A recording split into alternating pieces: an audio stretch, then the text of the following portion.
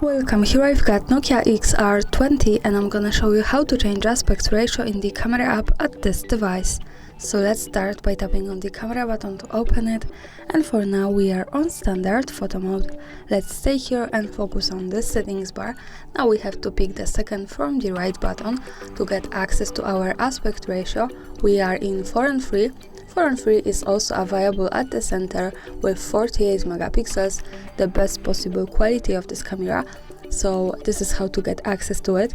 Now let's pick this button once again and move to the left corner to 1:1, and here we have the change of the background to the square aspect ratio. Let's tap again to this button and move to 16:9 so we can change aspect ratio to longer one. Another tap and we can move also to the full one. So for now we have full camera frame. And when we pick this button once again, you can go to whatever you need. Now let me move back to 4:3, the original one. That's all, thanks for watching, subscribe our channel and leave the thumbs up.